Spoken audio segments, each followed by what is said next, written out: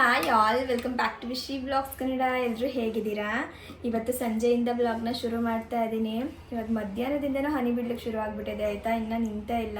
ನಾವು ಬೇರೆ ನಾಳೆ ಚಿಕನ್ ಸ್ವಾಮಿಗೆ ಹೋಗಿ ಬರೋಣ ಅಂತ ಅಂದ್ಕೊಂಡಿದ್ದೀವಿ. ಇವತ್ತಿನ ಥರನೇ ನಾನೇನು ಹನಿ ಬಿದ್ದುಬಿಟ್ರೆ ಹೋಗೋದು ಸ್ವಲ್ಪ ನಮಗೆ ಕಷ್ಟ ಆಗಿಬಿಡತ್ತೆ. ಸುಮಾರು ದಿನದಿಂದ ಅನ್ಕೋತಾ ಇದ್ದೆ ಆಯಿತಾ, ಹೋಗಿ ಬಂದುಬಿಡೋಣ ಅಂತ. ಅಂದರೆ ನಾಮಕರಣ ಆಗ್ಲಿಕ್ಕಿಂತ ಮೊದಲೇ ಪ್ಲ್ಯಾನ್ ಮಾಡ್ಕೊಂಡಿದ್ದೆ ಹೋಗಿ ಬರಬೇಕು ಅಂತ. ಒಂದು 4-5 ತಿಂಗಳಾಗಿತ್ತಲ್ಲ, ಏನೋ ಒಂಥರ ಅನಿಸ್ತಾ ಇತ್ತು ಇತ್ತೀಚೆಗೆ. ಮನಸ್ಸಿಗೆ ಒಂಥರ ನೆಮ್ಮದಿನೇ ಇಲ್ಲ ಅಂತಲೇ ಹೇಳ್ಬೋದು. ಏನೇ ಮಾಡಿದ್ರೂ ನನಗೆ ಒಂದು ಸಮಾಧಾನನೇ ಆಗ್ತಾಯಿಲ್ಲ. ಎಲ್ಲ ಕೆಲಸದಲ್ಲೂ ಕೂಡ ಏನೋ ಮನಸ್ಸಿಟ್ಟು ನಾನು ಮಾಡ್ತೀನಿ ಅಂತಲೇ ಅನ್ನಿಸ್ತಿಲ್ಲ. ಏನಾದರೂ ನನಗೊಂಥರ ಒಂಟಿತನ ಅನಿಸ್ತಾ ಇದ್ದರೆ, ಇಲ್ಲ ತುಂಬ ಮನಸ್ಸಿಗೆ ಬೇಸರ ಆಗ್ತಾಯಿದ್ರೆ, ಈ ಟೈಮಲ್ಲಿ ನಾನು ದೇವಸ್ಥಾನಕ್ಕೆ ಹೋಗಿ ಬಂದರೆ ನನಗೊಂಥರ ಸಮಾಧಾನ ಆಗುತ್ತೆ. ಕೆಲವೊಬ್ಬರು ಮೂಢನಂಬಿಕೆ ಅನ್ಕೋಬೋದು, ಕೆಲವೊಬ್ರಿಗೆ ಅವರು ಕೂಡ ಈ ಥರ ಎಲ್ಲ ಮಾಡ್ತಿರ್ಬೋದು. ನನಗೆ ಹಂಗೇನೆ, ನನಗೆ ಮೊದಲಿಂದನೂ ಕೂಡ ಹಂಗೇನೆ. ನಾಮಕರಣಕ್ಕಿಂತ ಮೊದಲೇ ಹೋಗಿ ಬರೋಣ ಅಂದ್ಕೊಂಡಿದ್ದು ಅಲ್ಲ. ಆವಾಗ ಜಾಣಗೆ ಹುಷಾರು ತಪ್ಪಿತು. ಅದಾದಮೇಲೆ ನಾಮಕರಣ ಮುಗಿದ್ಮೇಲೆ ಅಪ್ಪಗೆ ಹುಷಾರು ತಪ್ಪಿತು, ನನಗೆ ಹುಷಾರು ತಪ್ಪಿತು, ಅಮ್ಮಂಗೂ ಹುಷಾರಿರಲಿಲ್ಲ. ಹಾಗಾಗಿ ಹೋಗ್ಲಿಕ್ಕಾಗಲಿಲ್ಲ. ಇನ್ನು ಅಪ್ಪು ನೀನು ತಳ್ಕೊಂಡು ಹೋಗ್ತಿದ್ರೆ ಇನ್ನೂ ಸ್ವಲ್ಪ ಮುಂದೆ ಹೋಗ್ತಿರುತ್ತೆ. ಒಂದಿನ ಪ್ಲ್ಯಾನ್ ಮಾಡ್ಕೊಂಬಿಡು, ಹೋಗಿ ಬಂದುಬಿಡೋಣ. ಅಂದ್ಕೊಂಡಿದ್ದ ತಕ್ಷಣ ಹೋಗಿ ಬಂದ್ರೇ ದೇವಸ್ಥಾನಕ್ಕೆ ಹೋಗ್ಲಿಕ್ಕಾಗೋದು. ನಾಳೆ ಅಂತ ಅಂತಿದ್ರೆ ತಳ್ಕೊಂಡು ಹೋಗ್ತಿರುತ್ತೆ ಅಂದರು. ಹಾಗಾಗಿ ನೆನ್ನೆ ಡಿಸೈಡ್ ಮಾಡ್ದು ನಾಳೆ ಹೋಗಿ ಬಂದುಬಿಡೋಣ ಅಂತೇಳಿ. ಅದಕ್ಕೆ ಇವಾಗ ಸ್ವಲ್ಪ ಹಣ್ಣು ಎಲ್ಲನೂ ತೊಗೊಂಡು ಬರೋಣ ಅಂತೇಳಿ ಹೊರಗಡೆ ಹೊರಟಿದ್ದೀವಿ. ಹನಿ ಬಿದ್ದಿಲ್ಲ ಅಂದರೆ ಜಾಣ ಕೂಡ ಕರ್ಕೊಂಡು ಹೋಗ್ಬೋದಿತ್ತು, ಹನಿತಿದೆಯಲ್ಲ ಹಾಗಾಗಿ ಬೇಡ ಅಂತೇಳಿ ಅಮ್ಮನ ಕೆಲ ಜಾಣನ ಕೊಟ್ಟು ನಾವು ಹೊರಟಿದ್ದೀವಿ. ಅವರು ಫ್ರೆಂಡ್ಸ್ನೆಲ್ಲ ಮೀಟ್ ಮಾಡೋಕ್ಕೆ ಹೋಗಿದ್ದಾರೆ. ಬನ್ನಿ ಹಂಗೆ ತೋರಿಸ್ತೀನಿ ಎಲ್ಲಿದ್ದಾರೆ ಅಂತ. ನಮ್ಮನೆ ಹತ್ರ ಸುಮಾರು ಮಕ್ಕಳಿದ್ದಾರೆ. ಸಂಜೆ ಟೈಮ್ ಎಲ್ಲರೂ ಹೊರಗಡೆ ಬಂದು ಆಡ್ತಿರ್ತಾರೆ ಆಯಿತಾ. ಅದನ್ನು ನೋಡ್ಲಿಕ್ಕೆ ಜಾಣಕ್ಕೆ ತುಂಬ ಇಷ್ಟ. ಹಾಗಾಗಮ್ಮ ಸಾಯಂಕಾಲ ಆದ ಕೂಡಲೇ ಒಂದು ರೌಂಡ್ ಕೆಳಗಡೆ ಕರ್ಕೊಂಡು ಬಂದುಬಿಡ್ತಾರೆ. ಮಕ್ಕಳೆಲ್ಲ ಮಣ್ಣಲ್ಲಿ ಆಡ್ತಿರ್ತಾರಲ್ವ, ಅವಾಗ ನನ್ನನ್ನು ಬಿಡಿ ಅಂತೇಳಿ ಸ್ವಲ್ಪ ತಟ ಮಾಡ್ತಾರೆ ಆಯಿತಾ. ಹಾಗಾಗಿ ಅಮ್ಮ ಏನು ಮಾಡ್ತಾರೆ ಅಂದರೆ ಒಂದು ರೌಂಡ್ ವಾಕ್ ಕರ್ಕೊಂಡು ಹೋಗ್ಬಿಡ್ತಾರೆ. ಮೇಲ್ಗಡೆ ಹೋಗಿ ಕೆಳಗಡೆ ಬರೋದು, ಈ ಥರ ಒಂದು 3-4 ರೌಂಡ್ ವಾಕ್ ಮಾಡಿಕೊಂಡು ಹಾಗೆ ಮಕ್ಕಳನ್ನೆಲ್ಲ ತೋರಿಸ್ಕೊಂಡು ಆಮೇಲೆ ಕರ್ಕೊಂಡು ಬರ್ತಾರೆ. ಇನ್ನು ನಾವು ಹೋಗ್ಲಿಕ್ಕೆ ರೆಡಿಯಾಗಿದ್ವಲ್ಲ, ಜಾಣ ನೋಡಿಬಿಟ್ರೆ ಇನ್ನು ಹಳ್ಳಿಗೆ ಶುರು ಮಾಡ್ಕೊಂಡ್ಬಿಡ್ತಾರೆ ಅಂತ ಹೇಳ್ಬಿಟ್ಟು ಅಪ್ಪು ಬಚ್ಚಿಕೊಂಡು ಹೋಗೋಣ ಅಂತೇಳಿ ಹಂಗೆ ಗಾಡಿ ಸೈಡಲ್ಲಿ ತೊಗೊಂಡು ಬಂದರು. ಅದು ನೋಡಿಬಿಟ್ರು ಜಾಣ ಆಯಿತಾ. ಇನ್ನು ನೋಡಿದ್ಮೇಲೆ ಮುಗೀತು, ನಾವು ಕರ್ಕೊಂಡು ಹೋಗಲೇಬೇಕು. ಮನೇಲಿ ಹೆಂಗೆ ಅಂದರೆ ನಾವೇನಾದರೂ ಇವಾಗ ಬ್ಯಾಗಿಗೆ ತೊಗೊಂಡು ಹೊರಗಡೆ ಹೋಗ್ತಿದ್ದೀವಿ ಅಂದರೆ ಗೊತ್ತು ಮಾಡ್ಕೊಂಡ್ಬಿಡ್ತಾರೆ ಎಲ್ಲ ಹೋಗ್ತಾ ಇದ್ದಾರೆ ಇವರು ಅಂತ. ಆಮೇಲೆ ನಮ್ಮ ಹಿಂದೆ ಬರ್ಲಿಕ್ಕೆ ಶುರು ಮಾಡ್ಕೊಳ್ಳೋದು.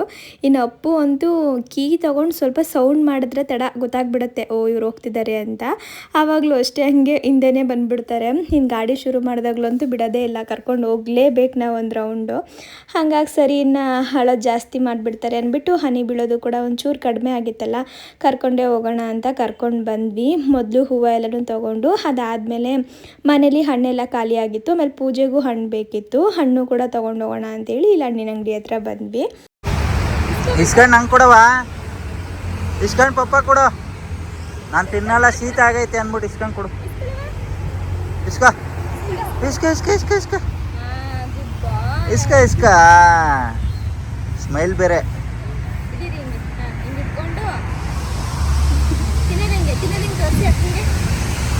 ಅಮ್ಮ ಮಾಡು,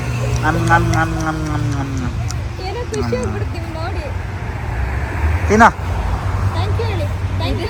ಮಕ್ಳಿಗೆ ಅದೆಷ್ಟು ಬೇಗ ಎಲ್ಲ ಗೊತ್ತಾಗುತ್ತೆ ನೋಡಿ. ಅವರು ಮೊದಲು ಹಣ್ಣು ಕೊಡ್ಲಿಕ್ಕೆ ಬಂದ್ರೆ ಈಸ್ಕೊಳ್ಳಿಕ್ಕೆ ರೆಡಿ ಇಲ್ಲ ಜಾಣು, ಎಷ್ಟು ಹೇಳಿದ್ರು ಈಸ್ಕೊತಾ ಇಲ್ಲ. ಆಮೇಲೆ ಅಪ್ಪು ಈಸ್ಕೋ ಅಂತ ಹೇಳಿದ್ರು 1-2 ಸಲ. ಆಮೇಲೆ ಪಟ್ ಅಂತ ಈಸ್ಕೊಂಡ್ಬಿಟ್ರು. ಅದನ್ನೇ ಹೇಳ್ಕೊಂಡು ಅದಾದಮೇಲೆ ಹಣ್ಣೆಲ್ಲನೂ ಕೂಡ ತೊಗೊಂಡು ಇನ್ನೂ ಸ್ವಲ್ಪ ಬೇರೆ ಏನೋ ತೊಗೊಳ್ಬೇಕಿತ್ತು, ಅದನ್ನು ಕೂಡ ಮುಗಿಸ್ಕೊಂಡು ಮನೆಗೆ ಬಂದ್ವಿ. ಒಂದು ಸಲ ಹೋಗಿ ಹಣ್ಣೆಲ್ಲ ತೊಗೊಂಡು ಬಂದುಬಿಡ್ತೀನಿ. ನಮ್ಮ ಮನೇಲಿ ಹಣ್ಣು ಇರಲೇಬೇಕು. ಒಂದು ಪಕ್ಷ ಒಂದು ಟೈಮ್ ಅಡುಗೆ ಮಾಡಿಲ್ಲ ಅಂದರೂ ಕೂಡ ಹಣ್ಣಂತೂ ಮಿಸ್ ಮಾಡಲ್ಲ, ಇದ್ದೇ ಇರುತ್ತೆ. ಜಾಣಕ್ಕೆ ತಿನ್ನಿಸ್ತಾ ಇರ್ತೀನಿ. ಆಮೇಲೆ ನನಗೂ ಕೂಡ ಹಣ್ಣೆಲ್ಲ ಜಾಸ್ತಿ ಇಷ್ಟ, ಆವಾಗವಾಗ ತಿಂತಾ ಇರ್ತೀನಿ. ಸ್ವಲ್ಪ ಖಾಲಿ ಆಗ್ತಿದೆ ಅಂದ ಕೂಡಲೇ ಹೋಗಿ ತೊಗೊಂಡು ಬಂದುಬಿಡ್ತೀವಿ. ಕೆಲವೊಮ್ಮೆ ಮರ್ತೋಗಿರುತ್ತೆ, ಇಲ್ಲಾಂದರೆ ಊರಿಂದ ಬಂದಿರ್ತೀವಿ. ಈ ಥರ ಏನಾದರೂ ಆದಾಗ ಪೂರ್ತಿ ಖಾಲಿ ಆದಮೇಲೆ ಹೋಗೊಂದ್ಸಲ ತೊಗೊಂಡು ಬರೋ ಅಂಥದ್ದು. ಇನ್ನು ಅಲ್ಲಿ ನನಗೆ ಬೇರೆ ಬೇರೆ ಫ್ರೂಟು ಬೇಕಿತ್ತು, ಕಿವಿ ಫ್ರೂಟ್ ಬೇಕಿತ್ತು, ಮತ್ತು ಲೀಚಿ ಬೇಕಿತ್ತು. ಅದೆಲ್ಲ ಇರಲಿಲ್ಲ. ಸರಿ, ಇದೆಲ್ಲ ಖಾಲಿ ಆದಮೇಲೆ ಆನ್ಲೈನಲ್ಲಿ ಆರ್ಡರ್ ಮಾಡ್ಕೊಂಡ್ರೆ ಆಯಿತು. ಸದ್ಯಕ್ಕೆ ಸಾಕು ಅಂತೇಳಿ ತೊಗೊಂಡು ಬಂದೆ. ಇನ್ನು ಸೀಬೆಹಣ್ಣಂತೂ ಪ್ರತಿದಿನ ನಮ್ಮನೆ ತಿಂತಿರ್ತೀವಿ ಆಯಿತಾ. ಅದು ಹೆಂಗಾಗುತ್ತೆ ಅಂದರೆ ಸೀಬೆಹಣ್ಣು ತೊಗೊಂಡು ಬಂದು ಒಂದು 2 ದಿನ ಇಟ್ಟರೆ ಆಯಿತು, ಅದಾದಮೇಲೆ ಹಣ್ಣಾಗಿಬಿಡುತ್ತೆ. ನಾವೇನಾದರೂ ಮರ್ತು ಬಿಟ್ಟು ಅಂದರೆ ಪೂರ್ತಿ ಹಣ್ಣಾಗ್ಬಿಟ್ಟಿರುತ್ತದು. ಅವಾಗ ತಿನ್ಲಿಕ್ಕೆ ಅಷ್ಟೊಂದು ಚೆನ್ನಾಗಿರಲ್ಲ. ಅದು ಸ್ವಲ್ಪ ಕಾಯಿ ಥರ ಇದ್ದಂಗೆ ಸೀಬೆಹಣ್ಣು ತಿನ್ಲಿಕ್ಕೆ ಚೆಂದ. ಹಾಗಾಗಿ ನಾನು ಸ್ವಲ್ಪ ತೊಗೊಂಡು ಬಂದೆ ಅಷ್ಟೇ. ಅಂದರೆ ಒಂದು ಅರ್ಧ kg ತೊಗೊಂಡು ಬಂದೆ. ಖಾಲಿ ಆದಾಗ ಮತ್ತೆ ತೊಗೊಳ್ಳೋಣ, ಪೂರ್ತಿ ಹಣ್ಣಾದಾಗ ತಿಂದಿಕ್ಕೆ ಚೆನ್ನಾಗಿರಲ್ವಲ್ಲ ಅಂತೇಳಿ. ಹಣ್ಣುಗಳಲ್ಲಿ ಏನು ಗೊತ್ತಾ, ಜಾಸ್ತಿ ದಿನ ಇಟ್ಕೊಂಡು ತಿನ್ಬೋದು ಅನ್ನೋದಾದರೆ ದಾಳಿಂಬೆ ಹಣ್ಣು. ಅದು ಮೇಲ್ಗಡೆ ಮಾತ್ರ ಸಿಪ್ಪೆ ಒಣಗ್ದಂಗೆ ಆಗಿರುತ್ತೆ ಅಷ್ಟೇ, ಒಳಗಡೆ ಹಣ್ಣು ಚೆನ್ನಾಗೇ ಇರುತ್ತೆ. ಹಾಗಾಗಿ ದಾಳಿಂಬೆ ಹಣ್ಣನ್ನು ಸ್ವಲ್ಪ ಜಾಸ್ತಿನೇ ತಂದು ಇಟ್ಕೊಂಡು ಬಿಡ್ತಿದ್ದು ನಾನು, ಅದೇನು ಬೇಗ ಹಾಳಾಗಲ್ವಲ್ಲ ಅಂತ ಹೇಳಿ. ಇನ್ನು ಹೂವನ್ನೆಲ್ಲ ತಂದಿದ್ನಲ್ಲ, ಎಲ್ಲನೂ ಕೂಡ ನೀಟಾಗಿ ಟೈಟಾಗಿ ಕಟ್ಬಿಟ್ಟು ಫ್ರಿಜ್ಜಲ್ಲಿ ಎತ್ತಿಡ್ತಾ ಇದ್ದೀನಿ. ಹಾರ ಮತ್ತು ಕಣಗ್ಲು ಹೂವು, ಇದರೊಟ್ಟಿಗೆ ಸಾವಂತಿಗೆ ಹೂವು ಎಲ್ಲನೂ ತೊಗೊಂಡು ಬಂದೆ. ಮಲ್ಲಿಗೆ ಹೂವು ನೋಡಿದೆ, ಮಲ್ಲಿಗೆ ಹೂವು ಸಿಗಲಿಲ್ಲ, ಬಿಡಿ ಹೂವು ಇತ್ತು. ಇನ್ನು ಅದನ್ನೆಲ್ಲ ಕಟ್ಲಿಕ್ಕೆ ಟೈಮ್ ಆಗಲ್ಲ ಅಂದ್ಬಿಟ್ಟು ಇಷ್ಟು ಮಾತ್ರ ತಂದು ಎಲ್ಲನೂ ಇಟ್ಟು ಸ್ವಲ್ಪ ಹೊತ್ತು ಕೂತಿದ್ದು. ಅದಾದಮೇಲೆ ಪುಳಿಯೋಗರೆ ಗೊಜ್ಜನ್ನ ರೆಡಿ ಮಾಡೋಣ ಅಂತ ಅಡುಗೆ ಮನೆಗೆ ಬಂದೆ. ಗೊಜ್ಜು ಖಾಲಿ ಆಗಿಬಿಟ್ಟಿತ್ತು. ಸ್ವಲ್ಪ ಬೆಳಗ್ಗೆಗೆ ಪುಳಿಯೋಗರೆನೇ ಮಾಡೋಣ ಅಂತೇಳಿ ಪ್ಲ್ಯಾನ್ ಮಾಡ್ಕೊಂಡಿದ್ವಿ. ಅದಕ್ಕೆ ಅಮ್ಮ ಗೊಜ್ಜು ಖಾಲಿ ಆಗಿಬಿಟ್ಟಿದೆ, ಪ್ಯಾಕೆಟ್ ತಂದು ಮಾಡಿದ್ರೆ ಇದು ಬಿಡು ಅಂತ ಹೇಳಿದ್ರೆ, ನನಗೆ ಯಾಕೋ ಬೇಡ, ಮಾಡಿ ಇಟ್ಕೊಂಡ್ಬಿಡೋಣ, ಯಾವಾಗಿದ್ರೂ ಮಾಡೋದೇ ತಾನೆ ಅಂತ ಹೇಳ್ಬಿಟ್ಟು ಟೈಮ್ ಇತ್ತಲ್ಲ ಅಂತೇಳಿ ಈಗ ಪುಳಿಯೋಗರೆ ಗೊಜ್ಜನ್ನ ರೆಡಿ ಮಾಡ್ತಾ ಇದ್ದೀನಿ. ಮೊದಲು ಹುಣಸೆಹಣ್ಣನ್ನ ನೀಟಾಗಿ ತೊಳೆದು ಒಂದು ಬೌಲ್ಗೆ ಹಾಕಿ ಬಿಸಿನೀರು ಹಾಕ್ಬಿಟ್ಟು ನೆನೆಸಿಟ್ಕೊಂಡಿದ್ದೀನಿ. ಬಿಸಿನೀರಲ್ಲಿ ನೆನೆಸಿದಾಗ ನಾವು ಈಸಿಯಾಗಿ ಹುಳಿ ತೆಕ್ಕೊಳ್ಬೋದು. ತಣ್ಣೀರಾದರೆ ಸ್ವಲ್ಪ ಜಾಸ್ತಿ ಸಮಯ ತೊಗೊಳುತ್ತೆ ಅಂತ ಬಿಸಿನೀರಲ್ಲಿ ನೆನೆಸೋದು. ಒಂದು ಲಿಡ್ ಕ್ಲೋಸ್ ಮಾಡಿ ಇಟ್ಬಿಟ್ರೆ ಒಂದು 15 ನಿಮಿಷಕ್ಕೆಲ್ಲ ನೀಟಾಗೋದು, ಮೆತ್ತಗಾಗಿರುತ್ತೆ. ಆಮೇಲೆ ನಾವು ಹುಳಿ ತೆಕ್ಕೊಂಡು ಬಿಡ್ಬೋದು. ಇದು ಒಂದು 350ರಿಂದ 400 ಗ್ರಾಮ್ ಆಗೋವಷ್ಟು ಹುಣಸೆಹಣ್ಣ ತೊಗೊಂಡಿದ್ದೀನಿ. ಸ್ವಲ್ಪ ಚೆನ್ನಾಗಿ ತೊಳೆದ್ಬಿಟ್ಟು ಆಮೇಲೆ ಬಿಸಿನೀರು ಹಾಕಿ, ಕೆಲವೊಮ್ಮೆ ಹುಣಸೆಹಣ್ಣು ಒಳಗಡೆ ಹುಳ ಆಗಿರುತ್ತೆ, ಅಂದರೆ ಹುಳದ್ದು ಒಟ್ಟು ಥರ ಇರುತ್ತಲ್ಲ ಅದಿರುತ್ತೆ. ಆಮೇಲೆ ಮಣ್ಣು ಕೂಡ ಇರುತ್ತೆ, ಅದು ನಮಗೆ ಗೊತ್ತಾಗಲ್ಲ. ಹಾಗಾಗಿ ಒಂದ್ಸಲ ನೀಟಾಗಿ ಹುಣಸೆಹಣ್ಣ ಸೋಸ್ಕೊಂಡ್ಬಿಟ್ಟು ತೊಳೆದು ನೆನೆಸಿಡಬೇಕು. ಅದಾದಮೇಲೆ ಇವಾಗ ಪೌಡರ್ನ ರೆಡಿ ಮಾಡ್ಕೊಳ್ಳಿಕ್ಕೆ ಒಂದು ಪ್ಯಾನ್ಗೆ ನಾನು 1 ಕಪ್ ಆಗೋವಷ್ಟು ಧನಿಯಾ ಕಾಳನ್ನ ಹಾಕಿದ್ದೀನಿ. 3/4 ಕಪ್ ಆಗೋವಷ್ಟು ಜೀರಿಗೆನ ಹಾಕೋತಾ ಇದ್ದೀನಿ. 1 ಕಪ್ ಧನಿಯಾ ಕಾಳು ತೊಗೊಂಡ್ರೆ 3/4 ಕಪ್ ಜೀರಿಗೆ ತೊಗೋಬೇಕಾಗತ್ತೆ. ಆಮೇಲೆ 1.5 ಸ್ಪೂನ್ ಆಗೋವಷ್ಟು ಸಾಸಿವೆನ 2 ಸ್ಪೂನ್ ಕೂಡ ಹಾಕೋಬೋದು, ಬಟ್ ನನಗದೊಂದು ಸ್ವಲ್ಪ ಕಹಿ ಆಗುತ್ತೆ ಅಂತ ಅನಿಸುತ್ತೆ. ಹಾಗಾಗಿ ನಾನು 1.5 ಸ್ಪೂನ್ ತೊಗೊತೀನಿ. ಮೆಣಸು ಕೂಡ ಅಷ್ಟೇ, ಮೆಣಸನ್ನು 1.5 ಸ್ಪೂನ್ ತೊಗೋತೀನಿ. ಸಾಸಿವೆ ಎಷ್ಟು ತೊಗೋತೀನಿ ನೋಡಿ ಅಷ್ಟೇ ಪ್ರಮಾಣದಲ್ಲಿ ಮೆಣಸನ್ನ ತೊಗೋತೀನಿ. ಮೆಂತ್ಯನ 1 ಸ್ಪೂನ್ ತೊಗೊತೀನಿ. ಹಾಗೆ ಇದು ಬಿಳಿ ಎಳ್ಳು ಬದಲು ಕಪ್ಪೆಳ್ಳು ಕೂಡ ಬಳಸ್ಬೋದು. ಎಳ್ಳನ್ನ ನಾನು ಅರ್ಧ ಕಪ್ ತೊಗೋತೀನಿ. ಈಗ ಧನಿಯಾ ಕಾಳು ತೊಗೊಂಡಿರ್ತೀವಲ್ಲ, ಅದೇ ಕಪ್ಪಲ್ಲಿ ಅರ್ಧ ಭಾಗದಷ್ಟು ಬಿಳಿ ಎಳ್ಳನ್ನ ಸೇರಿಸ್ಕೊಂಡು ಎಲ್ಲನೂ ಕೂಡ ಲೋ ಫ್ಲೇಮಲ್ಲೇ ಘಮ್ ಅನ್ನೋವರೆಗೂ ಹುರ್ಕೊಳ್ಬೇಕಾಗತ್ತೆ. ನಾವಿದನ್ನು ಎಷ್ಟು ಚೆನ್ನಾಗಿ ಹುರ್ಕೊಳ್ತೀವೋ ಅಷ್ಟು ಟೇಸ್ಟಿಯಾಗಿ ಪುಳಿಯೋಗರೆ ಗೊಜ್ಜು ರೆಡಿ ಆಗುತ್ತೆ. ಇದೊಂಚೂರು ಹೆಚ್ಚು ಕಡಿಮೆ ಆದರೂ ಕೂಡ ಟೇಸ್ಟೇ ಬೇರೆ ಥರ ಇರುತ್ತೆ ಆಯಿತಾ. ಇನ್ನು ಇದನ್ನು ಪೂರ್ತಿಯಾಗಿ ಸ್ವಲ್ಪ ತಣ್ಣಗಾಗಲಿ ಅಂತ ಹೇಳ್ಬಿಟ್ಟು ಒಂದು ಪ್ಲೇಟ್ಗೆ ಹಾಕಿಟ್ಬಿಟ್ಟು ಒಂದು 15ರಿಂದ 20 ಬ್ಯಾಡ್ಗೆ ಮೆಣಸಿನ್ಕಾಯಿನ ಬಿಸಿ ಮಾಡ್ಕೊತಾ ಇದ್ದೀನಿ. ಆದಷ್ಟು ಸ್ವಲ್ಪ ಕ್ರಿಸ್ಪಿ ಆಗೋ ಥರ ಬಿಸಿ ಮಾಡಬೇಕು. ಮೆತ್ತಿಗಿದ್ರೆ ಪೌಡರ್ ಜಾಸ್ತಿ ದಿನ ಬಾಳಿಕೆ ಬರಲ್ಲ, ಸಪ್ರೇಟಾಗಿ ಪೌಡರ್ ಎತ್ತಿಟ್ಕೊಳ್ಳೋಂಗಿದ್ರೆ. ಮೆಣಸಿನ್ಕಾಯಿನ ಚೆನ್ನಾಗಿ ಹುರಿದಿದ್ರೆ ಜಾಸ್ತಿ ದಿನ ಪೌಡ್ರು ಬಾಳಿಕೆ ಬರುತ್ತೆ. ಇನ್ನು ಇದನ್ನು ಪೂರ್ತಿಯಾಗಿ ತಣ್ಣಗಾಗಲಿ ಅಂತೇಳಿ ಫ್ಯಾನ್ ಕೆಳಗಡೆ ಇಟ್ಟು ಬಂದೆ. ಅಷ್ಟರಲ್ಲಿ ಈ ಕಡೆ ಹುಣಸೆಹಣ್ಣು ಕೂಡ ಚೆನ್ನಾಗಿ ನುಂದಿತ್ತು. ನೀವಿಲ್ಲಿ ನೋಡ್ಬೋದು ಎಷ್ಟು ಚೆನ್ನಾಗದು ಹುಳಿಯೆಲ್ಲ ಬಿಟ್ಕೋತಾ ಇದೆ ಅಂತೇಳಿ. ಬಿಸಿನೀರಲ್ಲಿ ಹಾಕಿದ್ರೆ ಇದೊಂದು ನಮಗೆ ಯೂಸ್ ಆಗುತ್ತೆ, ಬೇಗ ಹುಳಿನ ತೆಕ್ಕೊಂಬಿಡ್ಬೋದು. ಇವಾಗ ಒಂದು ದೊಡ್ಡ ಪಾತ್ರೆ ಇಟ್ಬಿಟ್ಟು ಇದನ್ನು ನೀಟಾಗಿ ಸೋದಿಸ್ಕೊಳ್ತಾ ಇದ್ದೀನಿ. ಹುಣಸೆಹಣ್ಣಿನ ರಸ ತೆಗಿಲಿಕ್ಕೆ ಜಾಲರಿ ಯೂಸ್ ಮಾಡೋದ್ರಿಂದ ಸ್ವಲ್ಪ ಬೇಗ ಆಗುತ್ತೆ. ಆಮೇಲೆ ಸಿಪ್ಪೆ ಎಲ್ಲ ಒಂದು ಸೈಡ್ ಕಲೆಕ್ಟ್ ಆಗಿಬಿಡುತ್ತೆ, ಜ್ಯೂಸ್ ಎಲ್ಲ ಕೆಳಗಡೆ ಹೋಗಿರುತ್ತೆ. ಆದಷ್ಟು ಒಂದು 2-3 ಸಲ ಬಿಸಿನೀರು ಹಾಕಿ ನೀಟಾಗಿ ಈ ಥರ ಜ್ಯೂಸ್ನೆಲ್ಲ ತೆಕ್ಕೊಳ್ಳಿ. ಹುಣಸೆಹಣ್ಣಿನ ರಸ ಜಾಸ್ತಿನೇ ಇರುತ್ತೆ, ಒನ್ ಟೈಮ್ಗೆ ಅದು ಸರಿ ಹೋಗಲ್ಲ. ಈ ಥರ ಮಾಡ್ಕೊಂಡಿದ್ದೀನಿ. ನೀವು ನೋಡ್ಬೋದು, ತೀರ ತೆಳ್ಳಗೂ ಅಲ್ಲ ತೀರ ಗಟ್ಟಿಗೂ ಅಲ್ಲ, ಒಂದು ಮೀಡಿಯಮ್ ಆಗಿದೆ. ತೆಳ್ಳಗಾದರೂ ಕೂಡ ಏನು ತೊಂದರೆ ಇಲ್ಲ. ನಾವು ಇದನ್ನು ಚೆನ್ನಾಗಿ ಕುದಿಸ್ಕೊಳ್ಬೇಕು, ಆವಾಗ ಅದು ಸರಿ ಹೋಗುತ್ತೆ. ಇವಾಗ ಒಂದು ದೊಡ್ಡ ಪಾತ್ರೆನ ಇಟ್ಬಿಟ್ಟು ಈ ಹುಣಸೆಹಣ್ಣಿನ ರಸನ ಅದಕ್ಕೆ ಹಾಕ್ಕೊಂಡು ಸ್ವಲ್ಪ ತಿರುವ್ಕೊಳ್ತಾ ಇದ್ದೀನಿ. ಒಂಚೂರು ಬಿಸಿ ಆಗಬೇಕು ಅಷ್ಟೇ, ಅದು ಬೆಚ್ಚಗಿದೆ ಅನ್ನುವಾಗ ಒಂದೊಂದು ಅರ್ಧ ಕಪ್ ಆಗೋವಷ್ಟು ಬೆಲ್ಲನ ಸೇರಿಸ್ಕೊತಾ ಇದ್ದೀನಿ. 1 ಕಪ್ ಧನ್ಯ ತೊಗೊಂಡಿದ್ದೆ, ಅದಕ್ಕೆ ಅರ್ಧ ಕಪ್ ಆಗೋವಷ್ಟು ಬೆಲ್ಲ, ಒಂದು 3/4 ಕಪ್ಪು ಕೂಡ ತೊಗೋಬೋದು ನೀವೇನಾದರೂ ಒಂಚೂರು ಸ್ವೀಟ್ ಇಷ್ಟಪಡೋದಾದರೆ. ಆಮೇಲೆ ಸ್ವಲ್ಪ ಉಪ್ಪು, ಅರಿಶಿನದ ಪುಡಿ, ಇಂಗು. ಅರಿಶಿನ ಇಂಗು ಆಪ್ಷನಲ್ಲು, ಬೇಕಿದ್ದರೆ ಹಾಕ್ಕೊಳ್ಳಿ, ಇಲ್ಲಾಂದರೆ ಸ್ಕಿಪ್ ಮಾಡ್ಬೋದು. ಕೆಲವೊಬ್ಬರು ಹಾಕಲ್ಲ, ಕೆಲವೊಬ್ಬರು ಹಾಕ್ತಾರೆ. ನಾನು ಒಂದೊಂದು ಸಲ ಹಾಕ್ತೀನಿ, ಒಂದೊಂದು ಸಲ ಹಾಕ್ಲಿಕ್ಕೆ ಹೋಗಲ್ಲ. 2-3 ಥರ ಪುಳಿಯೋಗರೆ ಗೊಜ್ಜನ್ನ ಮಾಡ್ಬೋದು. ಇದು ನಾನು ಯಾವಾಗಲೂ ಮಾಡೋ ಥರ ಮಾಡೋವಂಥದ್ದು. ಇನ್ನು ಈ ಕಡೆ ಪೌಡರ್ ಮಾಡಿಬಿಡೋಣ ಅದಾಗೋ ಅಷ್ಟರಲ್ಲಿ ಅಂತ ಹೇಳ್ಬಿಟ್ಟು ಪುಡಿ ಎಲ್ಲ ರೆಡಿ ಮಾಡ್ಕೊಳ್ತಾ ಇದ್ದೀನಿ. ನುಣ್ಣಗೆ ಮಾಡ್ಕೊಳ್ಳಿ ಆದಷ್ಟು, ಆವಾಗ ಚೆನ್ನಾಗಿರುತ್ತೆ. ಇಷ್ಟು ಪೌಡರ್ ಆಗಿದೆ ನೋಡಿ. ಇದನ್ನು ಸಪ್ರೇಟಾಗಿ ಕೂಡ ಎತ್ತಿಟ್ಕೊಳ್ಬೋದು, ಇಲ್ಲಾಂದರೆ ಒಂದೇ ಸಲ ಈ ಥರ ಹುಣ್ಸೆಹಣ್ಣಿನ ರಸಕ್ಕೆ ಹಾಕಿ ಕುದಿಸಿ ಕೂಡ ಇಟ್ಕೊಳ್ಬೋದು. ಈಗ ಹುಣ್ಸೆಹಣ್ಣು ರಸ ಚೆನ್ನಾಗಿ ಕುದ್ದಿದೆ. ನೀವಿಲ್ಲಿ ನೋಡ್ತಾ ಇರ್ಬೋದು, ನಾನು ಎಷ್ಟು ಹುಣ್ಸೆಹಣ್ಣಿನ ನೀರು ಹಾಕಿದ್ನಲ್ಲ ಅದರಲ್ಲಿ ಅರ್ಧ ಭಾಗ ಕಡಿಮೆ ಆಗಿದೆ. ಅಷ್ಟು ನಾವು ಕುದಿಸ್ಕೊಳ್ಬೇಕು. ನಾವು ಎಷ್ಟು ಚೆನ್ನಾಗಿ ಕುದಿಸ್ತೀವೋ ಅಷ್ಟು ಟೇಸ್ಟಿಯಾಗಿ ಬರುತ್ತೆ ಪುಳಿಯೋಗರೆ. ಈಗ ಅರ್ಧದಷ್ಟು ಕುದ್ದಿದೆ ಅಲ್ಲ, ಇವಾಗ ಈ ಪೌಡರ್ ರೆಡಿ ಮಾಡ್ಕೊಂಡಿದ್ನಲ್ಲ ಅದನ್ನು ಸೇರಿಸ್ತಾ ಇದ್ದೀನಿ. ಈ ಪುಡಿ ಸೇರಿಸಿದ್ಮೇಲೆ ಜಾಸ್ತಿ ಹೊತ್ತು ಬಿಸಿ ಮಾಡ್ಕೊಳ್ಳೋ ಅವಶ್ಯಕತೆ ಏನಿಲ್ಲ. ಬರೀ 1-1.5 ನಿಮಿಷ ಬಿಸಿ ಮಾಡಿಕೊಂಡ್ರೆ ಆಯಿತು. ಮಿಕ್ಸ್ ಮಾಡ್ತಿರಲ್ಲ ಅಲ್ಲಿವರೆಗೂ ಗ್ಯಾಸ್ ಆನ್ ಮಾಡಿ ಇಟ್ಕೊಂಡಿರಿ. ಆಮೇಲೆ ಗ್ಯಾಸ್ನ ಆಫ್ ಮಾಡಿಬಿಟ್ಟು ಚೂರು ಚೆನ್ನಾಗಿ ಮತ್ತೆ ಇನ್ನೊಂದು ಸ್ವಲ್ಪ ಮಿಕ್ಸ್ ಮಾಡಿ ಇದಕ್ಕೆ ಎಣ್ಣೆನ ಬಿಸಿ ಮಾಡಿ ಸೇರಿಸ್ಕೊಳ್ಬೇಕಾಗತ್ತೆ. ಮನೇಲಿ ಯಾವ ಎಣ್ಣೆ ಬಳಸ್ತೀರಾ ಆ ಎಣ್ಣೆನ ಒಂದು ಸ್ವಲ್ಪ, ಅಂದರೆ ಗೊಜ್ಜು ಕೆಟ್ಟೋಗಬಾರ್ದು ಅಂತೇಳಿ ನಾನೊಂದು 1/4 ಕಪ್ ಆಗುವಷ್ಟು ತೊಗೊಂಡಿದ್ದೀನಿ. ಅದನ್ನು ಚೆನ್ನಾಗಿ ಬಿಸಿ ಮಾಡಿಕೊಂಡು ಈಗ ಗೊಜ್ಜು ಮೇಲೆ ಹಾಕ್ತಾಯಿದ್ದೀನಿ. ಎಣ್ಣೆ ಹಾಕುವಾಗ ಯಾವುದೇ ಕಾರಣಕ್ಕೂ ಸ್ಟವ್ ಆನ್ ಮಾಡಿ ಹಾಕ್ಲಿಕ್ಕೆ ಹೋಗಬಾರ್ದು, ಆವಾಗ ಟೇಸ್ಟೇ ಚೇಂಜ್ ಆಗಿಬಿಡುತ್ತೆ. ಸ್ಟವ್ ಆಫ್ ಮಾಡಿದ್ದಾದ್ಮೇಲೆ ಎಣ್ಣೆ ಹಾಕಬೇಕಾಗಿರೋದು. ಆಮೇಲೆ ಸ್ವಲ್ಪ ಹಿಂಗೆ ಮಿಕ್ಸ್ ಮಾಡ್ಕೊಂಡ್ಬಿಟ್ರೆ ಈ ಗೊಜ್ಜು ರೆಡಿ ಆಯಿತು. ಒಂದು ಏರ್ಟೈಟ್ ಕಂಟೈನರ್ಗೆ ಹಾಕಿ ಸ್ಟೋರ್ ಮಾಡ್ಕೊಂಡ್ಬಿಟ್ರೆ ಸುಮಾರು 1.5 ತಿಂಗಳಿಂದ 2 ತಿಂಗಳು ಬಳಸ್ಬೋದು. ಇನ್ನೂ ಜಾಸ್ತಿ ದಿನ ನಾವು ಬಳಸಬೇಕು ಅನ್ನೋ ಆಗಿದ್ದರೆ ಪೌಡರ್ ಇತ್ತಲ್ಲ ಆ ಪೌಡರ್ನ ಏರ್ಟೈಟ್ ಕಂಟೈನರ್ಗೆ ಹಾಕಿ ಇಟ್ಕೊಂಡ್ಬಿಟ್ಟು ನಿಮ್ಗೆ ಯಾವಾಗ ಬೇಕು ಆವಾಗ ಈ ಥರ ಹುಣ್ಸೆಹಣ್ಣಿನ ರಸನ ಬಿಸಿ ಮಾಡ್ಕೊಂಡು ಹಾಕ್ಕೊಂಡು ಬಳಸ್ಬೋದು. ಅದಕ್ಕಿಂತ ಇದೇ ಬೆಸ್ಟ್ ಅಂತ ಅನ್ಕೋತೀನಿ. ಜಾಸ್ತಿ ದಿನ ಇಟ್ಕೊಂಡು ತಿನ್ನುವಂಥದ್ದು ಏನಲ್ವಾ, ಆವಾಗವಾಗ ಮಾಡ್ಕೊಂಡ್ರೇ ಒಳ್ಳೆಯದು, ಚೆನ್ನಾಗಿರುತ್ತೆ. ಇನ್ನು ನಾನು ಅದನ್ನು ಎತ್ತಿಟ್ಬಿಟ್ಟು ಮತ್ತೆ ಬ್ಲಾಗ್ ಕಂಟಿನ್ಯೂ ಮಾಡಲಿಕ್ಕೆ ಹೋಗಲಿಲ್ಲ. ಇನ್ನು ಬೆಳಗ್ಗೆ ನಾನು ಮತ್ತೆ ಬ್ಲಾಗ್ನ ಶುರು ಮಾಡ್ತಾ ಇದ್ದೀನಿ. ಬೆಳಗ್ಗೆನೇ ಬೇಗ ಮನೆ ಕ್ಲೀನಿಂಗ್ ಕೆಲಸ ಎಲ್ಲ ನಾನು ಮುಗಿಸ್ಕೊಂಡೆ.